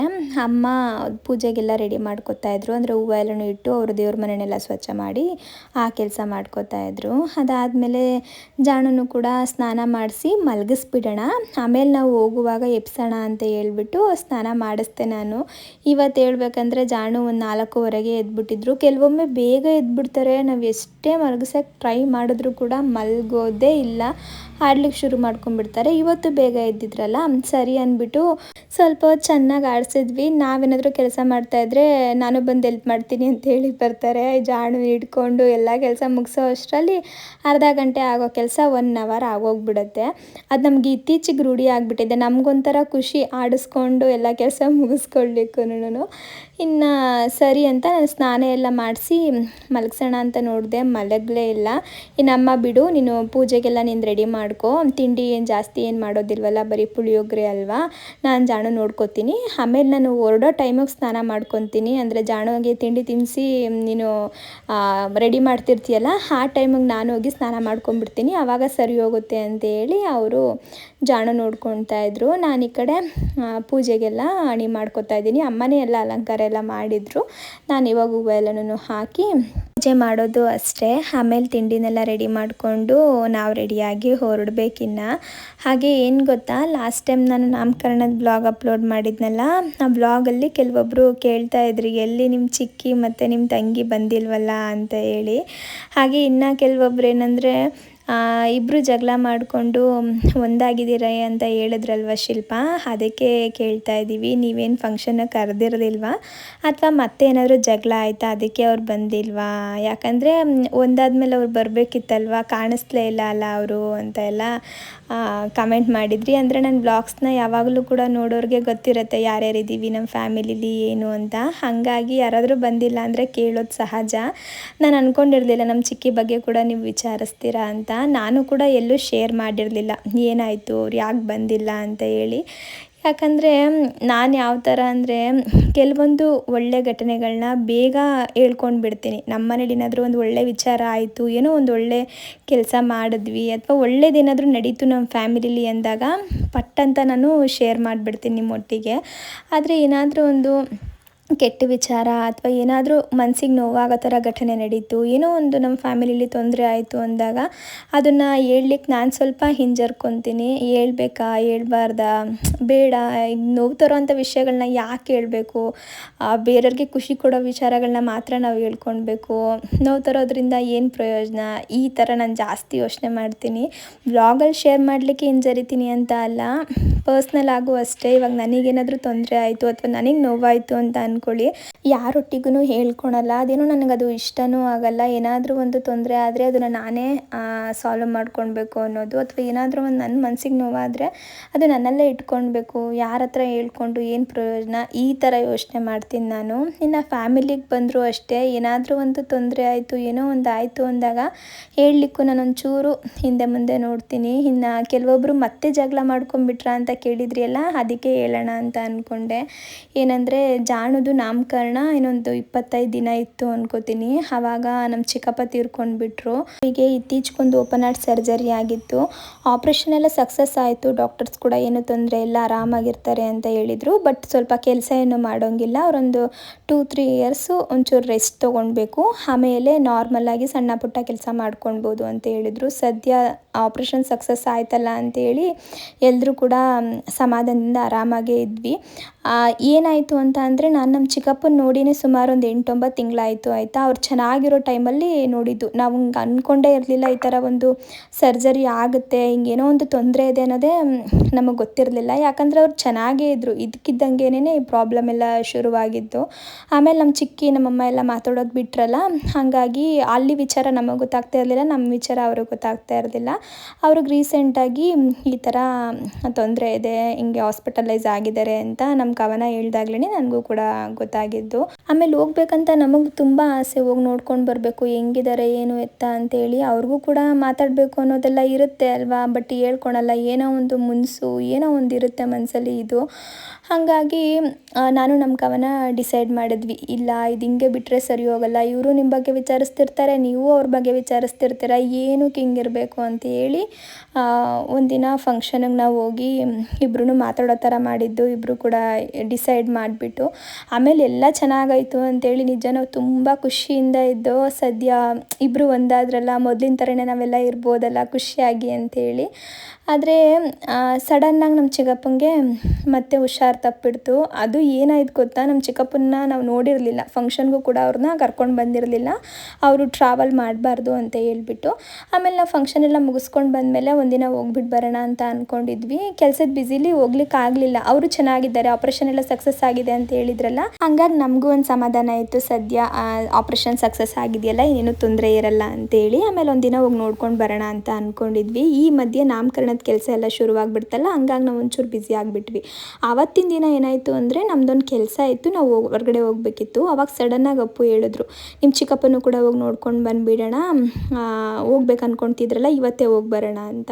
ಸರಿ ಆಯಿತು, ಹೋಗಿ ಬಂದುಬಿಡೋಣ ಅಪ್ಪ ಅಂತ ಹೇಳ್ಬಿಟ್ಟು ಹೋಗ್ಬಿಟ್ಟು ಬಂದ್ವಿ ಆಯಿತಾ. ಅವತ್ತು ನಾವು ಹೋಗಿದ್ದ ದಿನ ನಮ್ಮ ಚಿಕ್ಕಪ್ಪ ಚೆನ್ನಾಗೇ ಇದ್ದರು, ನಾರ್ಮಲಾಗಿದ್ದರು, ಚೆನ್ನಾಗಿ ಮಾತಾಡಿದ್ರು. ನೀವು ನಂಬ್ತಿರೋ ಬಿಡ್ತಿರೋ ನಮಗೆ ಗೊತ್ತಿಲ್ಲ, ಅವತ್ತು ಇನ್ನೆರಡು ದಿನ ಹೋದರೆ ನಮ್ಮ ಚಿಕ್ಕಪ್ಪ ನಮ್ಮ ಒಟ್ಟಿಗಿರಲ್ಲ ಅಂತೇಳಿ ಅವ್ರು ತೀರ್ಕೊಳ್ಳೋದು 2 ದಿನ ಇದ್ದಂಗೆ ಹೋಗಿ ನಾವು ನೋಡ್ಕೊಂಡು ಬಂದಿರೋದು. ಅವ್ರು ತುಂಬ ಚೆನ್ನಾಗಿದ್ದಾರೆ ಅವತ್ತು. ಇನ್ನೆರಡು ದಿನ ಬಿಟ್ಟು ನೋಡಿದ್ರೆ ಅವರಿಲ್ಲ ಅನ್ನೋ ಸುದ್ದಿ ನಮಗೆ ಕಿವಿಗೆ ಬಿತ್ತು. ನಿಜ ದೇವ್ರಿದ್ದಾರೆ ಅಂತ ಅನ್ನೋದಕ್ಕೆ ಇದೇ ಒಂದು ಸಾಕ್ಷಿ ಆಯಿತಾ, ನಮ್ಮ ಜೀವನದಲ್ಲಿ ನಡೆದಿರೋ ಸತ್ಯ ಘಟನೆ ಇದು. ಯಾವತ್ತೂ ಅನ್ನಿಸ್ತಿರೋದು ಅವತ್ತು ನಮ್ಗೆ ಹೋಗಲೇಬೇಕು ಅಂತ ಅನಿಸಿದ್ದು ನೋಡಿ, ಭಗವಂತನೇ ಎಲ್ಲೋ ಅಪ್ಪು ಮೂಲಕ ಹೇಳ್ಸಿದ್ರು ಅಂತ ಅನಿಸುತ್ತೆ. ಇನ್ನೆರಡು ದಿನ ಹೋದರೆ ನಿನಗೆ ಮಾತಾಡಬೇಕು ಅಂದರೂ ಕೂಡ ನಿಮ್ಮ ಚಿಕ್ಕಪ್ಪ ನಿನ್ನ ಕೈಗೆ ಸಿಗಲ್ಲ, ಹೋಗಿ ಇವತ್ತೇ ಮಾತಾಡಿಸ್ಕೊಂಡು ಬಂದುಬಿಡು ಅಂತ. ಅದಕ್ಕೆ ನಾವು ಅವತ್ತು ಹೊರಟುವೇನೋ ಗೊತ್ತಿಲ್ಲ. ಇನ್ನು ನಮ್ಮ ಚಿಕ್ಕಿ ವಿಷಯಕ್ಕೆ ಬಂದ್ರೂ ಅಷ್ಟೇ, ನಮ್ಮ ಚಿಕ್ಕಪ್ಪ ತೀರ್ಕೊಳ್ಳೋದು ಇನ್ನೊಂದು 1.5 ತಿಂಗಳು 2 ತಿಂಗಳಿದೆ ಅನ್ನೋ ಹಾಗೆ ನಾನು ನಮ್ಮ ಕವನ ಸೇರಿ ಇಬ್ರು ಮಾತಾಡುವಾಗ ಮಾಡಿದ್ದು. ಇದನ್ನು ಕೂಡ ದೇವ್ರು ಮೊದಲೇ ಡಿಸೈಡ್ ಮಾಡಿದ್ರು ಅಂತ ಅನಿಸುತ್ತೆ ನೋಡಿ. ಏನಂದರೆ ನಮ್ಮ ದರ್ಶು ತೀರ್ಕೊಂಡು 1 ವರ್ಷ ಆಗಿಲ್ಲ, ಅಂದರೆ ನಮ್ಮ ಚಿಕ್ಕಿ ಮಗ ತೀರ್ಕೊಂಡು 1 ವರ್ಷ ಆಗಿಲ್ಲ ಆಯಿತಾ. ಆಗಲೇ ನಮ್ಮ ಚಿಕ್ಕಪ್ಪ ತೀರ್ಕೊಂಡ್ಬಿಟ್ರು. ಈ ಕಡೆ ನಮ್ಮ ಚಿಕ್ಕಿಗೆ ಮಗನೂ ಇಲ್ಲ, ಈ ಕಡೆ ಗಂಡನೂ ಇಲ್ಲ. ಅವ್ರ ಕಷ್ಟ ಎಷ್ಟಿರುತ್ತೆ ಅಂತ ನೀವು ಯೋಚನೆ ಮಾಡಿ ಒಂದು ಕ್ಷಣ. ಇಬ್ಬರಲ್ಲಿ ಒಬ್ಬರಿದ್ದಿದ್ರೆ ಏನೋ ಒಂದು ಧೈರ್ಯದಲ್ಲಿ ಜೀವನ ಮಾಡ್ಬೋದಿತ್ತು ಅವರು. ಇಬ್ಬರು ಇಲ್ಲ ಅಂದಾಗ ಅವ್ರು ತುಂಬಾ ಕುಗ್ಗೋಗ್ಬಿಡ್ತಾರೆ. ಇದೆಲ್ಲ ಮೊದಲೇ ದೇವ್ರಿಗೆ ಗೊತ್ತಿತ್ತು ಅಂತ ಅನಿಸುತ್ತೆ. ಮುಂದೆ ಹಿಂಗೆಲ್ಲ ಆಗುತ್ತೆ, ಅವ್ರಿಗೆ ನೀವು ಬೆನ್ನೆಲುಬಾಗಿ ನಿಂತಿರಬೇಕು, ನಿಮ್ಮಿಂದನಾದರೂ ಅವ್ರು ಸ್ವಲ್ಪ ಧೈರ್ಯವಾಗಿರ್ತಾರೆ, ನೀವೆಲ್ಲ ಒಟ್ಟಿಗೆ ಇರಬೇಕು ಅಂತೇಳಿ ಮೊದಲೇ ದೇವರು ಡಿಸೈಡ್ ಮಾಡಿ ನಮ್ಮನ್ನೆಲ್ಲ ಒಂದು ಮಾಡಿದ್ರು ಅಂತ ಅನಿಸುತ್ತೆ. ಈಗಲೂ ಕೂಡ ನಾವು ಕುತ್ಕೊಂಡಾಗ ಅದನ್ನೇ ಮಾತಾಡ್ತೀವಿ. ಮುಂದೆ ಹಿಂಗೆಲ್ಲ ಆಗುತ್ತೆ ಅಂತ ಗೊತ್ತಿದ್ದು ದೇವರು ಎಲ್ಲರನ್ನೂ ಕೂಡ ಒಂದು ಮಾಡಿದ್ರು ಅಂತ ಅನಿಸುತ್ತೆ ಅಂತ. ಏನೋ ಗೊತ್ತಿಲ್ಲ, ಈ ಥರದ್ದೆಲ್ಲ ಫ್ಯಾಮಿಲಿಲಿ ನಡೆದಾಗ ಏನು ಮಾತಾಡಬೇಕು, ಏನು ಹೇಳಬೇಕು ಒಂದು ಅರ್ಥನೇ ಆಗಲ್ಲ. ಒಂದಂತೂ ಏನು ಗೊತ್ತಾ, ನಮ್ಮ ಚಿಕ್ಕಿಗೆ ನಾವೀಗ ನಮ್ಮ ಚಿಕ್ಕಪ್ಪನ ತಂದು ಕೊಡೋಕ್ಕಾಗಲ್ಲ, ಅವ್ರ ಮಗನ ತಂದು ಕೊಡೋಕ್ಕಾಗಲ್ಲ. ಅಟ್ಲೀಸ್ಟ್ ಅವ್ರು ಇರೋವರೆಗೂ ಕೂಡ ಅವ್ರ ಕಷ್ಟಕ್ಕೆ ನಾವು ಇದ್ದೀವಿ ಅನ್ನೋದೊಂದು ಭರವಸೆ ಕೊಡ್ಬೋದು ಅಷ್ಟೇ. ಯಾರೇ ಇದ್ದರೂ ಕೂಡ ಯಾರ ಹತ್ರನೂ ಕೂಡ ಏನೂ ಕೂಡ ಹೇಳ್ಕೊಳ್ಲಿಕ್ಕಾಗಲ್ಲ. ಕೆಲವೊಂದನ್ನು ಅಕ್ಕ ತಂಗಿಯರೊಟ್ಟಿಗೆ ಮಾತ್ರ ಹೇಳ್ಕೊಳ್ಲಿಕ್ಕಾಗತ್ತೆ, ಅಮ್ಮನೊಟ್ಟಿಗೆ ಮಾತ್ರ ಹೇಳ್ಕೊಳ್ಲಿಕ್ಕಾಗತ್ತೆ. ಆ ಬಾಂಡಿಂಗ್ ನಮ್ಮಮ್ಮ ಮತ್ತು ನಮ್ಮ ಚಿಕ್ಕಿ ಮಧ್ಯೆ ಯಾವಾಗಲೂ ಇರಲಿ ಅನ್ನೋದೊಂದೇ ನಾನು ಬಯಸೋದು ಅಷ್ಟೇ. ಇನ್ನು ಸುಮಾರು ಜನ ಕೇಳ್ತಿದ್ರಲ್ವ, ಹಾಗಾಗಿ ಶೇರ್ ಮಾಡಿಕೊಂಡೆ. ಅವ್ರ ಮಧ್ಯೆ ನಮ್ಮ ಮಧ್ಯೆ ಏನೂ ಕೂಡ ಜಗಳ ಇಲ್ಲ, ಏನೂ ಇಲ್ಲ, ತುಂಬ ಚೆನ್ನಾಗಿದ್ದಾರೆ. ಇನ್ನು ಮುಂದೆನೂ ಕೂಡ ಹಿಂಗೆ ಚೆನ್ನಾಗಿರಲಿ ಅಂತೇಳಿ ನೀವೂ ಕೂಡ ಆಶೀರ್ವಾದ ಮಾಡಿ ಅಷ್ಟೇ. ಇನ್ನು ಪೂಜೆ ಎಲ್ಲ ಮುಗಿಸ್ಕೊಂಡು ಇವಾಗ ಪುಳಿಯೋಗರೆ ಗೊಜ್ಜನ ರಾತ್ರಿನೇ ರೆಡಿ ಮಾಡಿದ್ನಲ್ವ, ಅದಕ್ಕೆ ಸ್ವಲ್ಪ ಒಗ್ಗರಣೆನ ಮಾಡ್ತಾಯಿದ್ದೀನಿ. ಏನಿಲ್ಲ, ಮಾಮೂಲಿಯಾಗಿ ನಾವು ಕಡಲೆ ಬೀಜ, ಗೋಡಂಬಿ, ಬ್ಯಾಡಗಿ ಮೆಣಸಿನ್ಕಾಯಿ ಮತ್ತು ಕರಿಬೇವಿನ ಸೊಪ್ಪು ಎಲ್ಲನೂ ಹಾಕಿ ಒಗ್ಗರಣೆ ಮಾಡ್ತೀವಲ್ಲ, ಅದೇ ಥರ ಮಾಡ್ಕೊಳ್ಳೋದು. ಹಂಗೆ ಕೂಡ ಅನ್ನ ಕಲಿಸ್ಕೊಂಡು ತಿನ್ಬೋದು. ಇದನ್ನು ಈಗ ಕಡಲೆ ಬೀಜ ಎಲ್ಲ ಬೇಕು ಅನ್ನೋ ಥರ ಇದ್ದರೆ ಮಾತ್ರ ಹಿಂಗೆ ಮಾಡ್ಕೋಬೋದು ಅಷ್ಟೇ. ಚೆನ್ನಾಗಿರುತ್ತೆ, ಟ್ರೈ ಮಾಡಿ ನೋಡಿ. ಸುಮಾರು ಸಲ ಈ ರೆಸಿಪಿನ ಶೇರ್ ಮಾಡಿದ್ದೀನಿ ಅಂತ ಅನ್ಕೋತೀನಿ. ನಿನ್ನೆ ಹೆಂಗಿದ್ರು ಮಾಡ್ತಿದ್ನಲ್ಲ, ಹಂಗಾಗಿ ಒಂಚೂರು ವಿಡಿಯೋ ಮಾಡ್ಕೊಂಡಿದ್ದು ಅಷ್ಟೇ. ಕಲರ್ ನಿಮಗೆ ಇನ್ನೊಂಚೂರು ಚೆನ್ನಾಗಿ ಬೇಕು ಅನ್ನೋಂಗಿದ್ರೆ ಬ್ಯಾಡಗಿ ಮೆಣಸಿನ್ಕಾಯಿನ ಇನ್ನೊಂದು ಸ್ವಲ್ಪ ಸೇರಿಸ್ಕೊಳ್ಬೋದು. ನಾನು ತೆಂಗಿನಕಾಯಿ ತುರಿನ ಕೊನೆಯಲ್ಲಿ ಹಾಕೋತಾ ಇದ್ದೀನಿ, ಅಂದರೆ ಕೊಬ್ಬರಿ ತುರಿನ. ಕೆಲವೊಬ್ಬರು ಗೊಜ್ಜು ಮಾಡುವಾಗಲೇ ಕೊಬ್ಬರಿನೂ ಕೂಡ ಹಾಕ್ತಾರೆ, ಗೊಜ್ಜು ಬೇಗ ಹಾಳಾಗುತ್ತೆ ಅಂತೇಳಿ ನಾನು ಹಾಕ್ಲಿಕ್ಕೆ ಹೋಗಲ್ಲ. ಮಾಮೂಲಿ ಈಗ ಅನ್ನ ಕಲಿಸ್ತೀವಲ್ಲ, ಈ ಟೈಮಲ್ಲಿ ಕೊಬ್ಬರಿ ತುರಿ ಹಾಕ್ತೀನಿ. ಇಲ್ಲಾಂದರೆ ಹಸಿ ತೆಂಗಿನಕಾಯಿ ತುರಿನ ಒಂಚೂರು ಡ್ರೈ ರೋಸ್ಟ್ ಥರ ಮಾಡಿ ಒಂದು ಬಾಕ್ಸಲ್ಲಿ ಇಟ್ಕೊಂಡಿರ್ತೀನಿ, ಅದನ್ನು ಹಾಕ್ತೀನಿ. ಇನ್ನು ತಿಂಡಿ ಎಲ್ಲ ರೆಡಿ ಆಯಿತು, ಜಾಣಗೂ ಕೂಡ ತಿನ್ನಿಸಿದ್ದಾಯಿತು. ಇನ್ನು ಜಾಣುನ ಅಪ್ಪನೇ ರೆಡಿ ಮಾಡಿದ್ರು, ನಾನೇನು ರೆಡಿ ಮಾಡಲಿಲ್ಲ. ಈಗ ಹೊರಡ್ಲಿಕ್ಕೆ ಎಲ್ಲರೂ ಕೂಡ ರೆಡಿ ಆಗಿದ್ದೀವಿ. ಅಪ್ಪ ಯಾರನ್ನ ಬೇಕಾದರೂ ರೆಡಿ ಮಾಡ್ಬೋದು, ನನ್ನ ಮಗಂದು ರೆಡಿ ಮಾಡೋಕ್ಕಾಗಲ್ಲ ನೋಡಿ. ಇಬ್ಬಿಬ್ರು ಬೇಕು ರೆಡಿ ಮಾಡೋಕ್ಕೆ. ಬಾಚ್ಬಾರ್ದಂತೆ ಏನು ಆಗಿಲ್ಲ, ಅಲ್ಲಿ ಬಾದಾಮಿ ಬಾಯಲ್ಲಿರೋದು. ಇಲ್ಲ ಎಲ್ಲ ನೆಲದ ಮೇಲೆ ಏನೇನು ಸಿಗುತ್ತೆ ಎಲ್ಲ ಬಾಯಲ್ಲಿ ಹಾಕೋದು. ಅದಕ್ಕೆ ಅಮ್ಮ ಬಾದಾಮಿನ ಸಣ್ಣಕ್ಕೆ ಮಾಡ್ಬಿಟ್ಟು ಬಾಯಲ್ಲಿ ಇಟ್ಟಿದ್ದಾರೆ, ಅದನ್ನೇ ಸ್ವಲ್ಪ ಕಡಿಲಿ ಅಂತ.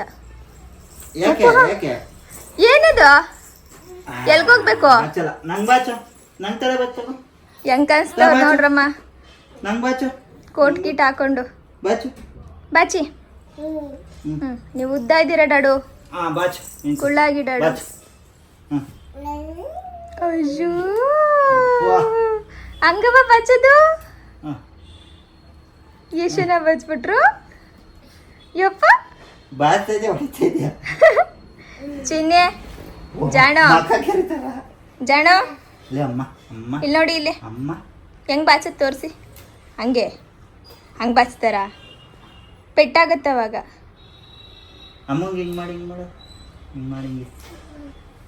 ಅಯ್ಯೋ ಅಪ್ಪ ಹುಷಾರು.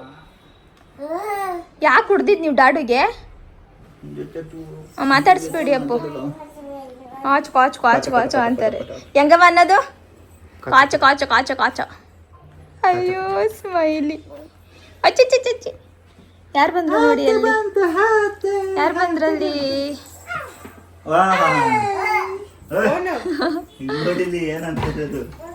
ಬೆಳಕಿಗೆ ಈ ಕಡೆ ಬಾ, ಬ್ಲರ್ ಆಗ್ತದೆ ಯಾಕೋ.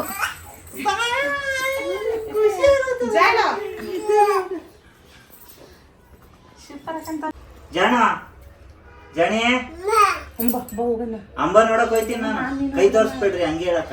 ಬರೋ ಹೋಗಣ ಅಂಬ ನೋಡಕ್ಕೆ. ಬರಲ್ಲ ನೀನು? ಬಾ ಹೋಗಣ. ಅಂಬ ನೋಡಕ್ ಹೋಯ್ತೀನಿ ನಾನು, ಬತ್ತೀಯಾ? ಬಾ ಚಂಡ್ಗೆ ಇದೆಲ್ಲ ಕೈಯಲ್ಲಿ. ಬತ್ತೀಯಾ? ಬರಲ್ವಾ? ಬಡೋಲ್ಲ. ಬತ್ತೀಯಾ? ಅಂಬ ನೋಡಕೊಂಬ. ಬತ್ತೀಯಾ? ನಾನು ಏನ್ ಗೊತ್ತಾ ಆಂಟಿ, ಯಾವಾಗ್ಲೂ ಹೇಳ್ತಿದ್ದೆ ಅವ್ರಿಗೆ, ಹೈಬ್ರಾ ಮಾತ್ರ ಸೇಮ್ ಅಪ್ಪು ತರನೇ ಬರ್ಬೇಕು ಜಾಣೋಗೆ ಅಂತ ಹೇಳಿ. ಪ್ರೆಗ್ನೆಂಟ್ ಇರುವಾಗೆಲ್ಲ ಹಂಗೆ ಹೇಳ್ತಿದ್ದೆ, ಸೇಮ್ ಹಂಗೆ ಇದೆ ನೋಡಿ, ಡಿಟ್ಟೋ. ಇವ್ರದೂರೇನೋ ಎಲ್ಲಿರ್ಬೇಕು. ದೊಡ್ಡವರಾದ್ಮೇಲೆ ಮೇ ಬಿ ಆ ಥರನೇ ಆಗುತ್ತೆ ಅನ್ಸುತ್ತೆ. ಏನೋ ಅತ್ತೆ ಸಿಕ್ಬಿಟ್ಟೈತೆ ಹೋಗ್ಬಿಟ್ಟಿದ್ಯಾ? ಹೇಳು. ಅತ್ತೆ ಅತ್ತೆ ಜಾಳಿ. ಅಂತ ದೇವಸ್ಥಾನಕ್ಕೆ ಆಂಟಿ ಮತ್ತೆ ಲೆಕ್ಕಮ್ಮನ್ನು ಕೂಡ ಕರೆದಿದ್ವಿ. ಅವರು ಕೂಡ ಚಿಕ್ಕಣ್ಣ ಸ್ವಾಮಿ ದೇವಸ್ಥಾನನ ನೋಡಿರ್ಲಿಲ್ವಂತೆ. ಹಾಗಾಗಿ ಹೋಗಿ ಬರೋಣ ಆಂಟಿ, ಹೊರಟಿದ್ದೀವಿ, ಎಲ್ಲರೂ ಒಟ್ಟಿಗೆ ಹೋದ್ರೆ ಚೆನ್ನಾಗಿರುತ್ತೆ ಬನ್ನಿ ಅಂತ ಹೇಳಿದ್ದೆ. ಸರಿ ಅಂದ್ಬಿಟ್ಟು ಅವರು ಇವಾಗ ರೆಡಿಯಾಗಿ ಬಂದರು. ಇನ್ನು ಜಾಣದು ತಿಂಡಿ ಎಲ್ಲ ಆಗಿತ್ತಲ್ಲ, ಹಾಗಾಗಿ ಎನರ್ಜಿ ಬಂದಿದೆ ನೋಡಿ. ಇವಾಗ ಆಡ್ತಾ ಇದ್ದಾರೆ. ಯಾರಾದರೂ ಒಬ್ರು ಹಿಂಗೆ ಆಡ್ಸೋರಿದ್ರೆ ಸಾಕು, ಜಾಣುಗೆ ದಿನ ಪೂರ್ತಿ ಆಡ್ಕೊಂಡೇ ಇರ್ತಾರೆ. ಬೇಕಿದ್ರೆ ಹೊಟ್ಟೆ ಹಶ್ವಾದ್ರೆ ಊಟನೂ ಕೇಳಲ್ಲ, ಆಟ ಒಂದಿದ್ರೆ ಆಯಿತು. ಇನ್ನು ನಾವೆಲ್ಲರೂ ರೆಡಿಯಾಗಿ ಇವಾಗ ಹೊರಡ್ತಾ ಇದ್ದೀವಿ. ಇವತ್ತು ಸ್ವಲ್ಪ ಲೇಟಾಗೇ ಹೊರಟ್ವಿ. ಏನಂದರೆ ಅಲ್ಲಿ ಪೂಜೆ ಶುರುವಾಗದೆ 12 ಗಂಟೆ ಮೇಲೆ ಆಯಿತಾ. ಅಂದರೆ ಅಲಂಕಾರ ಎಲ್ಲ ನಡೀತಾ ಇರುತ್ತೆ. ಅಲಂಕಾರ ನೋಡಬೇಕು ಅಂದರೆ ಸ್ವಲ್ಪ ಬೇಗ ಹೋಗಬೇಕು. ಒಂದು 10 ಗಂಟೆ ಅನ್ನಂಗೆ ಹೋಗ್ಬಿಟ್ರೆ ದೇವ್ರಿಗೆ ಅಲಂಕಾರ ಮಾಡೋದೆಲ್ಲ ನಾವು ನೋಡ್ಬೋದು. ನಾವು ಸುಮಾರು ಸಲ ನೋಡಿದ್ದೀವಿ ಆಯಿತಾ. ಹಂಗಾಗಿ ಒಂಚೂರು ನಿಧಾನಕ್ಕೆ ಹೋಗೋಣ ಅಂತ ಅಂದ್ಕೊಂಡ್ವಿ. ಅದಲ್ಲದೆ ಜಾಣುನ ರೆಡಿ ಮಾಡಿಕೊಂಡು ಎಲ್ಲ ಹೋಗೋದು ಸ್ವಲ್ಪ ಟೈಮ್ ಹೆಚ್ಚು ಕಡಿಮೆ ಆಗುತ್ತೆ. ಮೊದಲಿನ ಥರ ಆನ್ ಟೈಮ್ಗೆ ಎಲ್ಲನೂ ಮಾಡಲಿಕ್ಕಾಗಲ್ಲ. ಮಗು ಇರೋ ಮನೆ ನಿಮಗೆ ಗೊತ್ತಿರುತ್ತೆ, ಸ್ವಲ್ಪ ಟೈಮ್ ಹೆಚ್ಚು ಕಡಿಮೆ ಆಗುತ್ತೆ. ಸರಿ, ಇನ್ನು ಪೂಜೆ ಅಷ್ಟರಲ್ಲಾದರೂ ಹೋಗಿ ರೀಚ್ ಆದರೆ ಆಗುತ್ತೆ ಅಂತ ಹೇಳಿ ಬಂದ್ವಿ. ಬೇಗನೆ ಬಂದ್ವಿ. ಇವತ್ತು 1:15 ಗಂಟೆಗೆಲ್ಲ ದೇವಸ್ಥಾನದ ಹತ್ರ ಬಂದಿದ್ವಿ. ನಾವು ಹೋದಾಗಲೇ ಜನ ತುಂಬ ಇದ್ದರು ಆಯಿತಾ. ಅಲ್ಲಿ ಪಾರ್ಕ್ ಮಾಡಲಿಕ್ಕೂ ಕೂಡ ಜಾಗ ಇರಲಿಲ್ಲ. ಅದಕ್ಕೆ ಅಪ್ಪು, ಅಯ್ಯೋ ಇದೇನು ಇಷ್ಟೊಂದು ಜನ ಆಗ್ಬಿಟ್ಟಿದಾರಲ್ಲ, ಒಂಚೂರು ಬೇಗನೆ ಬರಬೇಕಿತ್ತು ನಾವು, ಈಗ ಪಾರ್ಕ್ ಮಾಡಲಿಕ್ಕೂ ಜಾಗ ಇಲ್ಲ ಅಂತೇಳಿ ಅವರು ಹುಡುಕ್ತಾ ಇದ್ರು. ಇನ್ನು ಅಮ್ಮ ನಾವು ಹೋಗಿ ಗಾಡಿ ಇಳಿಯೋದೇ ತಡ, ಜಾಣುಗೇನೋ ದಾರ ತೊಗೊಂಡು ಬರ್ತೀನಿ ಅಂತ ಹೇಳಿ ಅವ್ರು ಹೋಗಿ ಅದೆಲ್ಲ ತೊಗೊತಾ ಇದ್ರು. ನಾವು ಪೂಜೆ ಎಲ್ಲ ಮುಗಿಸ್ಬಿಟ್ಟು ಹೋಗಿದ್ರಂತೆ. ಇಷ್ಟು ಜನ ಇರೋಲ್ಲ, ಬರೀ ಕೈಲಿದೆ ಮಗು. ಲಾಸ್ಟ್ ಟೈಮ್ ಬಂದಾಗ ಇಷ್ಟು ಇರಲಿಲ್ಲ ಅಲ್ವಾ ಬಂದರು. ಒಂದು ಬೆಳಗ್ಗೆಯಿಂದ ಒಂದು 50 ಫೋಟೋ ಆಗಿದ್ದಾವೆ ಇವರಿಬ್ರದ್ದು, ಬರೀ ಫೋಟೋ. ಅದು ಸ್ನ್ಯಾಪಲ್ಲಿ, ನಾರ್ಮಲ್ ಆಗಲ್ಲ, ಸ್ನ್ಯಾಪಲ್ಲಿ ತೆಗಿಯೋದು ಒಂದೊಂದು ಫಿಲ್ಟರ್ ಹಾಕೊಂಡು. ಜನ ನೋಡಿ ಅವ್ರಿಗೆ ಖುಷಿ ಆಗುತ್ತೆ. ಈಗ ಸಂತೆನ ಕಟ್ಬಿಟ್ಟಿದೆ ನೋಡಿ, ಪುಟ್ಟ ಸಂತೆ ಥರ. ಅಪ್ಪು ಕಾರ್ ನಿಲ್ಸಕ್ಕೆ ಹೋದ್ರು, ಇಲ್ಲೆಲ್ಲ ಫುಲ್ ಪಾರ್ಕಿಂಗ್ ಇಲ್ಲ ಅಂತ. ಊಟನೂ ಕೊಟ್ಟಿದ್ರಲ್ವ ಹೋದ್ಸಲ? ಹಾಂ, ಊಟ ಕೊಡ್ತಾರೆ, ಪ್ರಸಾದ ಸಿಗುತ್ತೆ. ಅದಕ್ಕೆ ಬಂದ. ಹೌದು, ಹೌದಾ? ಇರಲಿಲ್ಲ, ಪ್ರಸಾದ ಕೊಡ್ತಾರೆ. ಲೇಕಮ್ಮಂಗೆ ದೇವ್ರ ಪ್ರಸಾದ ಅಂದರೆ ಭಾಳ ಪ್ರೀತಿ ಆಯಿತಾ. ನಾನು ಇನ್ನೆಲ್ಲಿ ರೇಗಿಸ್ಲಿಕ್ಕೆ ಶುರು ಮಾಡ್ಕೊಂಡ್ಬಿಡ್ತೀನಿ ಅಂತ ಉಲ್ಟಾ ನನ್ನೇ ರೇಗಿಸ್ಬಿಡೋದು.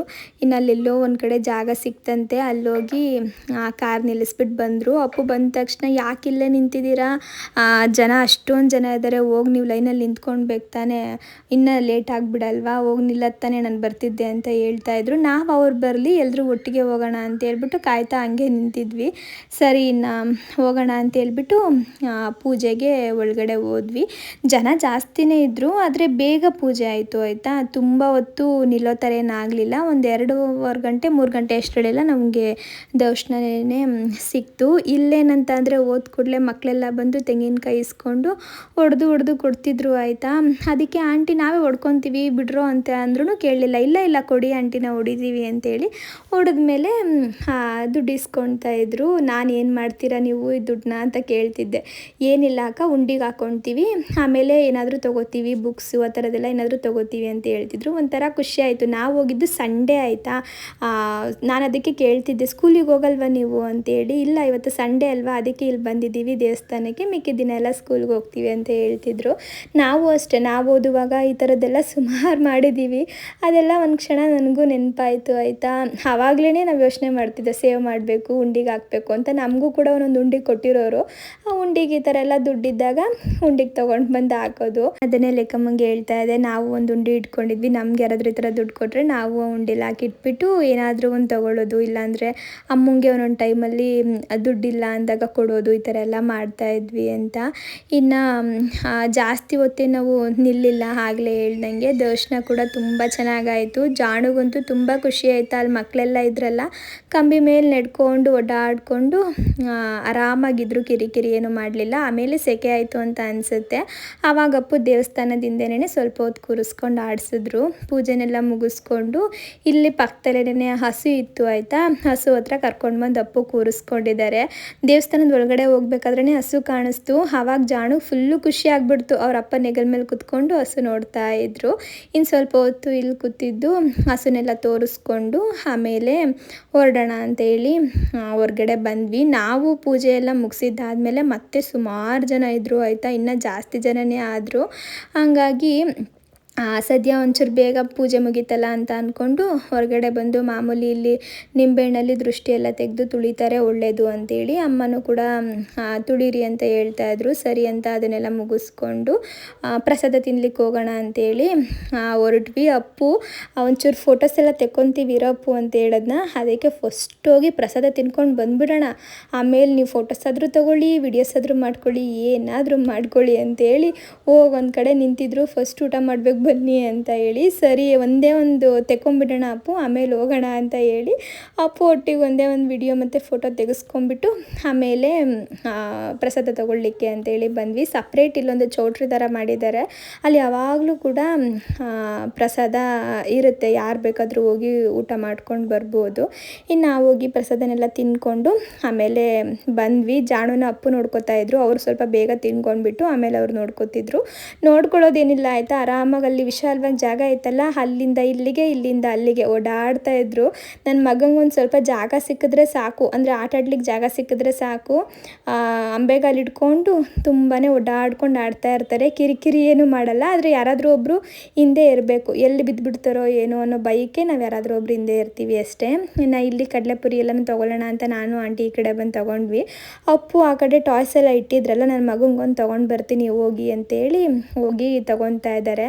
ಇವೆಲ್ಲ ಏನು ಗೊತ್ತಾ, ಒಂದು ಕ್ಷಣ ಅಷ್ಟೇ ಮಕ್ಳ ಕೈಗೆ ಹೋದರೆ ಮುರಿದು ಎಸ್ಬಿಡ್ತಾರೆ. ನಾನು ಅದಕ್ಕೆ ಬೇಡ ಅಪ್ಪು, ಸುಮ್ಮನೆ ದುಡ್ಡು ವೇಸ್ಟು ಅಂತ ಹೇಳ್ತಿರ್ತೀನಿ. ಇರಲಿ, ಎಲ್ಲಾದರೂ ಈ ಥರ ಬರೋದು ನಮಗೆ ಖುಷಿ, ದೇವ್ರ ದರ್ಶನ ಮಾಡೋದು ನಮಗೆ ಖುಷಿ. ಮಕ್ಳಿಗೆ ಏನಂದರೆ ಈ ಥರ ಟಾಯ್ಸ್ ಏನಾದರೂ ಸಿಗುತ್ತಲ್ಲ ಅದೇ ಅವರು ಖುಷಿ, ಆ ಖುಷಿನವರು ಕೊಡಬೇಕು ಅಂತೇಳಿ ಹೋಗಿ ತೊಗೊಂಡು ಬಂದರು. ಇನ್ನು ಪೂಜೆನೆಲ್ಲ ಮುಗಿಸ್ಕೊಂಡು ಪ್ರಸಾದ ಎಲ್ಲ ತಿನ್ಕೊಂಡು ಸ್ವಲ್ಪ ಹೊತ್ತು ಇದ್ದು ಅದಾದಮೇಲೆ ನಾವು ಮನೆಗೆ ಹೋಗೋಣ ಅಂತೇಳಿ ಹೊರಟ್ವಿ. ಬರುವಾಗ ಇಲ್ಲೊಂದು ಪಾರ್ಕ್ ಸಿಕ್ತು ಆಯಿತಾ, ಅಲ್ಲಿ ಕೆರೆ ಇದೆ, ಕೆರೆ ಪಕ್ಕನೇ ಪುಟ್ಟದಾಗಿ ಪಾರ್ಕ್ ಮಾಡಿದ್ದಾರೆ. ಕುಣಿಗಲ್ ಕೆರೆ ಅಂತ ಅನ್ಕೋತೀನಿ, ನಂಗೆ ಸರಿಯಾಗಿ ಹೆಸರು ಗೊತ್ತಿಲ್ಲ, ನಿಮ್ಗೆ ಯಾರಿಗಾದ್ರೂ ಗೊತ್ತಿದ್ರೆ ಕಮೆಂಟಲ್ಲಿ ತಿಳಿಸಿ.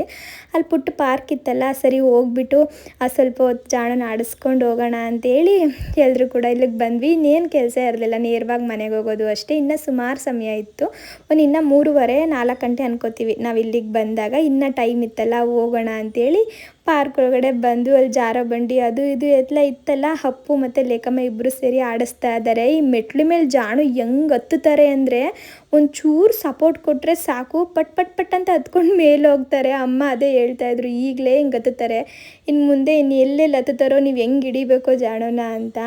ಇನ್ನು ಆಂಟಿ ನಾವು ಎಲ್ಲರೂ ಕೂಡ ಸುಮ್ಮನೆ ಒಂದು ರೌಂಡ್ ವಾಕ್ ಥರ ಮಾಡ್ಕೊಂಡು ಬಂದು ಆಮೇಲೆ ಮನೆಗೆ ಬಂದ್ವಿ. ಇನ್ನು ಇವತ್ತಿನ ಬ್ಲಾಗ್ನೂ ಕೂಡ ನಾನು ಇಲ್ಲಿಗೆ ಎಂಡ್ ಮಾಡ್ತಾಯಿದ್ದೀನಿ. ಪೂರ್ತಿ ಬ್ಲಾಗ್ನ ನೋಡಿರ್ತೀರಾ ಅನ್ಕೋತೀನಿ. ಇಷ್ಟ ಆಗಿದ್ರೆ ಪ್ಲೀಸ್ ಒಂದು ಲೈಕ್ ಮಾಡಿ.